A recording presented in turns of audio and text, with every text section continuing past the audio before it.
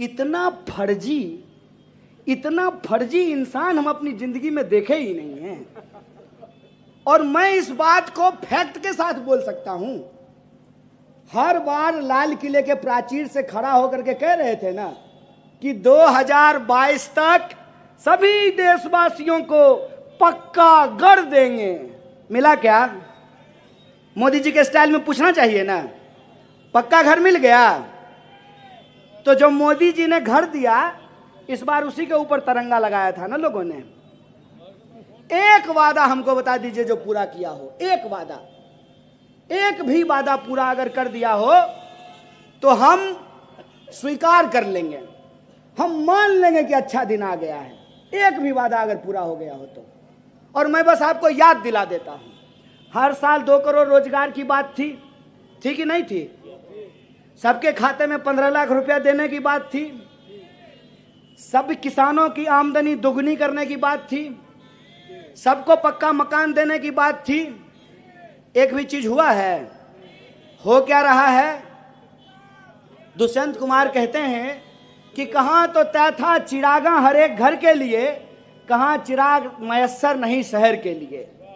लोग मांग रहे थे सरकारी नौकरी, इन्होंने नया प्रबंध कर दिया कि ना रहेगा सरकारी संस्थान, ना देनी पड़ेगी सरकारी नौकरी, ना रहेगा बांस ना बजेगी बांसुरी, ना रहेगा सरकारी संस्थान ना देनी पड़ेगी सरकारी नौकरी।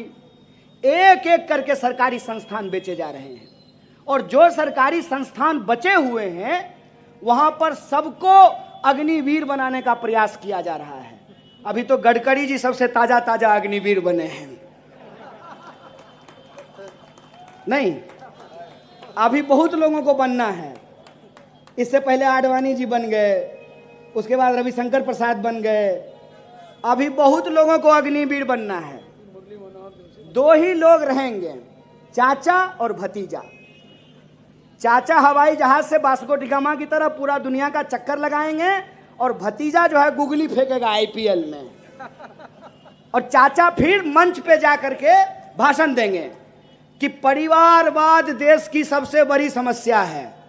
अमित शाह जब बोलता है कि परिवारवाद देश की सबसे बड़ी समस्या है तो मेरे मन में आता है कि जय शाह को वो रेलवे प्लेटफॉर्म से उठा करके लाया है। उसी का बेटा है ना? कोई शक है? जय शाह किसका बेटा है?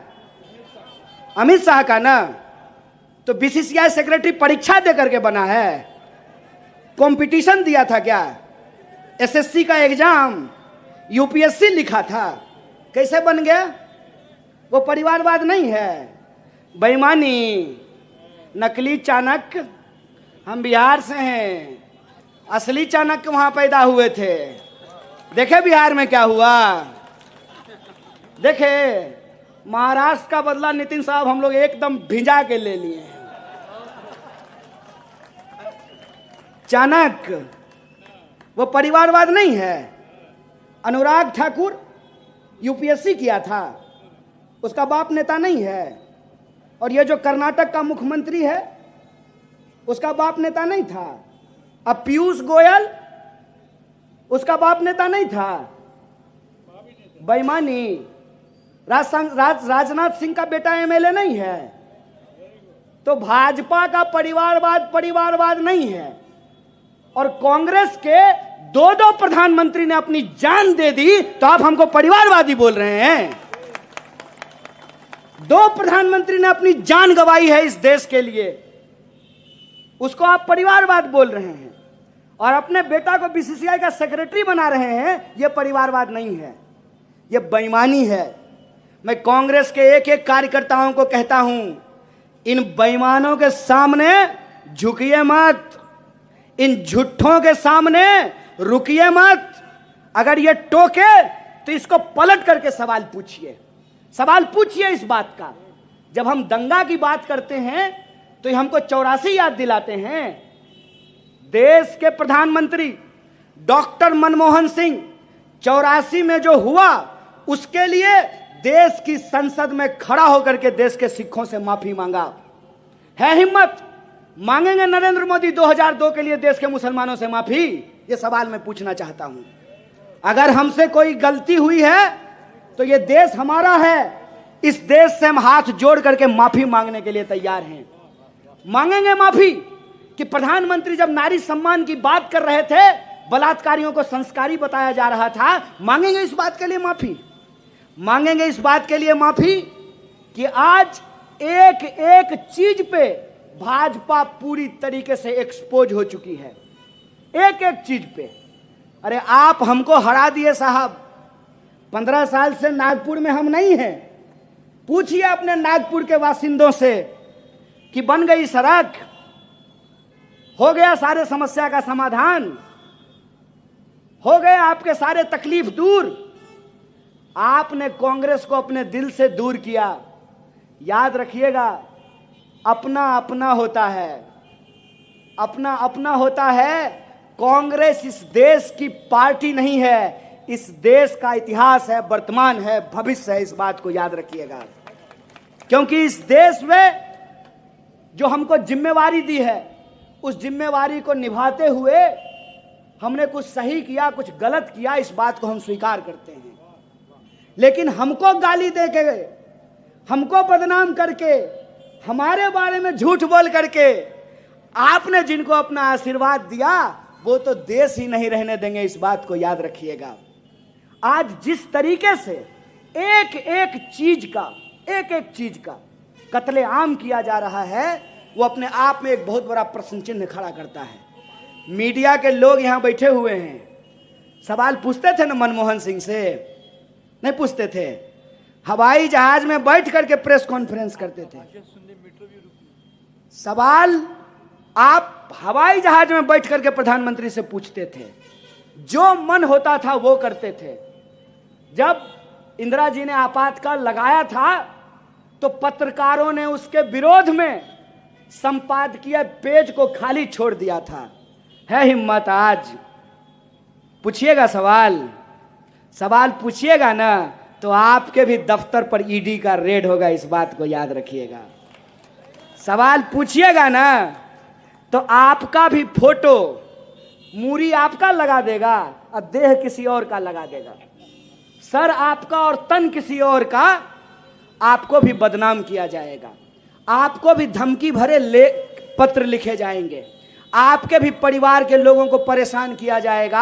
आपको भी सोशल मीडिया पे गालियां निकाली जाएगी। और प्रधानमंत्री ने आज तक एक भी प्रेस कॉन्फ्रेंस किया है? कहते थे मनमोहन सिंह मौन मोहन सिंह हैं, यही बोलते थे ना। और ये हर दिन जो रेडियो पे जाकर के मन की बात करते हैं, पत्रकारों से आकर के देश की बात क्यों नहीं करते हैं? ये सवाल इनसे पूछना चाहिए कि नहीं पूछना चाहिए? है हिम्मत? करेंगे प्रेस कॉन्फ्रेंस। किसको देते हैं बाइट? अक्षय कुमार को। और अक्षय कुमार क्या पूछता है? प्रधानमंत्री जी आप आम काट करके खाते हैं कि चूस करके खाते हैं? खाते कहाँ हैं? निगल जाते हैं। खुल जा सिमसिम बोलते हैं और शाम आम सीधे थाली से उठ करके उनके पेट में चला जाता है। बताइए, देश के प्रधानमंत्री से इस सवाल का क्या मतलब है कि आप आम कैसे खाते हैं? अरे आपको जैसे मन हो वैसे खाइए।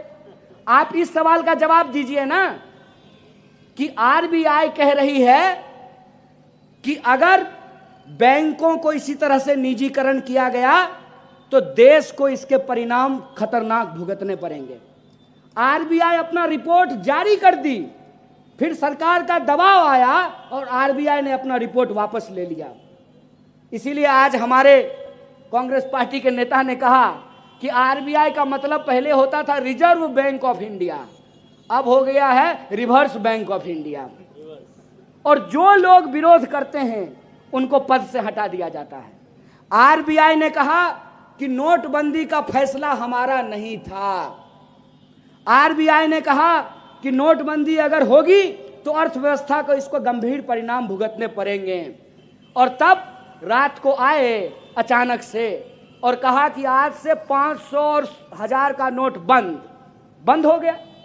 दावे क्या किए गए कि इससे आतंकवाद की घटना रुक जाएगी, नक्सलवाद की घटना रुक जाएगी, काला धन वापस आ जाएगा।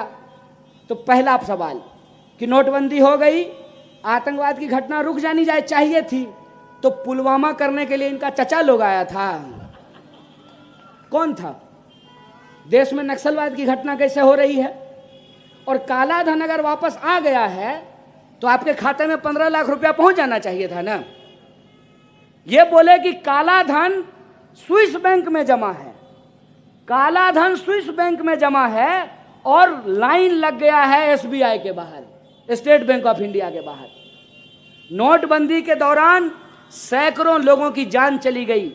जो छोटे छोटे व्यापारी हैं, जो नगद का धंधा करते हैं, उनका धंधा तबाह हो गया। उसके बाद जीएसटी लेकर के आए, क्या बोल करके कि 1 नेशन 1 टैक्स होगा। सुनने में कितना बढ़िया लगता है, 1 नेशन 1 टैक्स होगा। अगर 1 नेशन 1 टैक्स है तो महाराष्ट्र में डीजल का अलग दाम और बिहार में डीजल का अलग दाम क्यों है कि नहीं है? क्यों अलग अलग दाम है? तब कहते हैं कि कच्चे तेल की कीमत बढ़ गई है, इसीलिए पेट्रोल और डीजल महंगा हो गया है। तो अभी कच्चे तेल की कीमत घट गई है तो पेट्रोल और डीजल सस्ता हुआ है क्या? जब कच्चे तेल की कीमत घटती है तब यह कीमत नहीं घटाते हैं, लेकिन कच्चे तेल की कीमत अगर बढ़ गई है तो उसके आधार पर यह महंगाई को डिफेंड करते हैं। एक भाजपा का समर्थक महंगाई को ऐसे डिफेंड कर रहा था, हमने कहा कि रे भाई तुम अपना वाला चश्मा हमको दे दो, तुम्हारा चश्मा लगा देते हैं तो हमको महंगाई भी अच्छा लगने लगेगा। आज से पहले देश के इतिहास में ऐसा कब हुआ था कि महंगाई के फायदे गिनाए गए थे? ऐसा हुआ था क्या? जब रुपए ऐतिहासिक तौर पर डॉलर के मुकाबले सबसे निचले स्तर पे चला गया है तो एक बिका हुआ पत्रकार टीवी पे आकर के कह रहा था कि देखिए रुपया कमजोर हो गया है, इसका क्या क्या फायदा है। इसका फायदा यह है कि भारत के बाहर जो रहने वाले लोग हैं वो डॉलर में पैसा कमाते हैं, तो वो वहां अगर $1 कमाएंगे तो उनको 100 रुपया हो गए। हम बोले ये प्रचंड मूर्ख है कि भारत से बाहर भारत के कितने लोग रहते हैं, भारत के भीतर भारत के लोग ज्यादा रहते हैं ना। तो अंतर्राष्ट्रीय बाजार में अगर रुपए की कीमत कम होगी तो हम जो बाहर से सामान मंगाते हैं वो सामान महंगा हो जाएगा, और सामान जब महंगा होगा तो महंगाई से लोगों की जान निकल जाएगी। और महंगाई का हालत ये है, महंगाई है कि नहीं है? ऐसा तो नहीं है ना कि सिर्फ कांग्रेस पार्टी को महंगाई दिख रही है, महंगाई सबके लिए है ना। ऐसा तो नहीं है कि पेट्रोल पंप पे अगर आप भाजपा का बिल्ला लगा करके जाइएगा तो पेट्रोल आपको 50 रुपये लीटर मिलेगा, ऐसा है क्या? हिंदू को भी 100 रुपया, मुसलमान को भी, दलित को भी, ब्राह्मण को भी, महिला पुरुष सबको, कोई छूट नहीं। तो जब महंगाई हिंदू और मुसलमान नहीं कर रहा है तो प्रभु आप लोग का हिंदू और मुसलमान कर रहे हैं। देश जब महंगाई से मर रही है, तबाह हो रही है, तब आप हिंदू और मुसलमान क्यों कर रहे हैं? देश जब बेकारी से जूझ रही है, देश में सबसे ज्यादा बेकारी है, तब आप हिंदू और मुसलमान क्यों कर रहे हैं? इस बात को समझिए कि ये अंग्रेजों के पक्के सिद्ध हैं। जैसे होता है ना गुरु जी का पक्का चेला, कि अंग्रेज से ये एकदम पक्का नुस्खा सीखे हैं। एकदम हकीम साहब का पुड़िया नहीं होता है, चूरन, वो एकदम चूरन खाए हैं बराबर।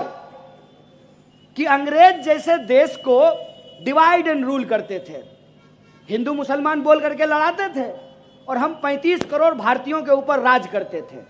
कपास हमारा, यहां से ले जाते थे, वहां कपड़ा बनाते थे, वापस ला करके हम ही को बेचते थे, और जो मुनाफा होता था उससे कोठियां बना करके यहां रहते थे और हमारे ऊपर कोड़े बरसाते थे। ऐसा होता था कि नहीं होता था? यही अब हो रहा है हमारे साथ। बीएसएनएल याद है? धीरे धीरे इतिहास होने वाला है। बीएसएनएल को क्या कहा जाता था? भाई साहब नहीं लगेगा। जियो धन धना करके मजा आ रहा है ना। पहला बार जब जियो आया तो फ्री था, तो लोग ही प्रचार कर रहे थे, पूछते थे कि कौन सा सिम यूज करते हो, तो कह दिए एयरटेल या बीएसएनएल। कहता था भारी बेवकूफ आदमी हो, जियो क्यों नहीं ले लेते हो, फ्री में मिल रहा है। हम कहते थे रे भाई, बड़े बुजुर्ग कहते थे कि फ्री का सामान बहुत खतरनाक होता है। फ्री में जियो मिल रहा है, क्या सिपाही जी, फ्री में जियो मिल रहा है अब? पहले मिला था ना? क्यों मिला था? इसीलिए मिला था कि जब BSNL नहीं रहेगा ना, तो अभी 700 रुपया दे रहे हैं, कल को 7,000 रुपया भी अगर मांगेगा ना अंबानी, तो आपको देना पड़ेगा। इस बात को याद रखिएगा। सरकारी संस्थान इसलिए होते हैं कि निजी संस्थान उसके मुकाबले बेतहाशा मूल्य वृद्धि ना कर सकें। सरकारी संस्थान इसलिए होते हैं कि जो निजी संस्थान से खरीद सकता है वो निजी संस्थान में खरीदेगा, और जो इस देश का आम गरीब लोग है वो सरकारी संस्थान में अपनी जरूरतों को पूरा करेगा। याद रखिएगा, जिस दिन रेलवे बिक गई ना, जैसे कोरोना के लॉकडाउन के दौरान लोग हजारों किलोमीटर पैदल चल करके घर पहुंचे थे, वैसे ही ये आदमी, ये झूठा आदमी जो बोला था कि हवाई चप्पल वाले को हवाई जहाज में पहुंचाएंगे, असल बात यह है कि हवाई जहाज में चलने वाले को भी ये हवाई चप्पल में ला करके छोड़ेगा। इस बात को याद रखिएगा। ये इस देश के संपत्ति को अपने दोस्तों के ऊपर लुटा करके छोड़ेगा। इस बात को याद रखिएगा। आज BSNL नहीं है। BSNL जो सबको लाइसेंस देता था, आज उसी के पास लाइसेंस नहीं है। सरकारी संस्थानों को तबाह इसलिए किया गया है ताकि उसकी संपत्ति, सरकार की संपत्ति अपने दोस्तों के ऊपर लुटाई जा सके। इसीलिए मैं बार बार कहता हूं कि ये लड़ाई दल की लड़ाई नहीं है, ये लड़ाई विचार की लड़ाई है। एक तरफ वो लोग हैं कि सरकारी संपत्तियों की लूट और सरकारी दोस्तों को छूट मिल रही है, और एक तरफ हम लोग वो हैं जो गांधी को मानने वाले लोग हैं, नेहरू और बाबा साहब भीमराव अंबेडकर के विचारों पे चलने वाले लोग हैं। यह देश हमारा है, इस देश को हमको बचाने का संकल्प लेना पड़ेगा। अग्निवीर का जब आंदोलन बिहार में हो रहा था, मैं बिहार गया तो मैं नौजवानों से पूछ रहा था, क्या दोस्त, क्या हाल चाल? बोला भैया गलती हो गया। क्या गलती हो गया? बोला आपको हम जब कहते थे ना तो हमको बुरा लगता था। बोले क्या बुरा लगता था? हमको लगता था कि आप देश को बदनाम कर रहे हैं प्रधानमंत्री से सवाल पूछ करके, लेकिन आप जो सवाल पूछते थे ना, वो सब सवाल सही था। जो आदमी अपनी पत्नी का नहीं हुआ वो देश का क्या होगा? फिर मैंने उन नौजवानों को पूछा कि तुमको अब क्या लगता है?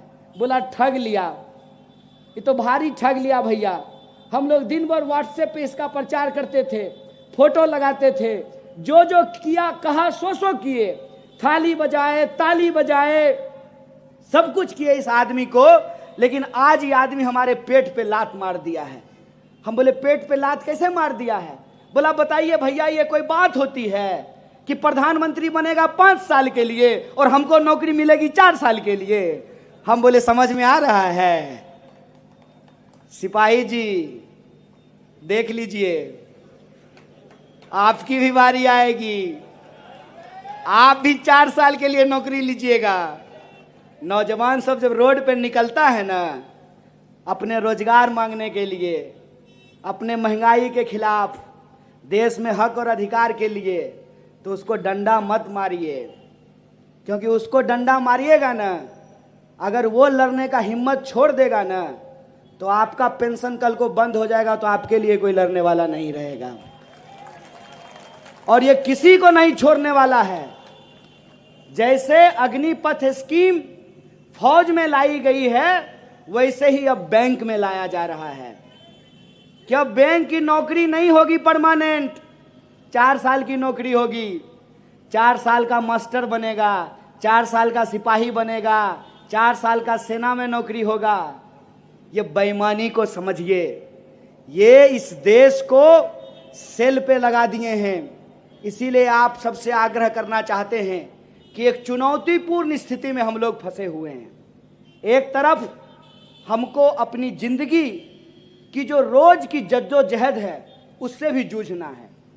विद्यार्थी को पढ़ना है, किसान को खेती करनी है, मजदूर को मजदूरी करनी है, पत्रकार को पत्रकारिता करना है, बिजनेस करने वाले लोगों को दुकान चलाना है, महिलाओं को घर भी संभालना है, नौकरी भी करनी है।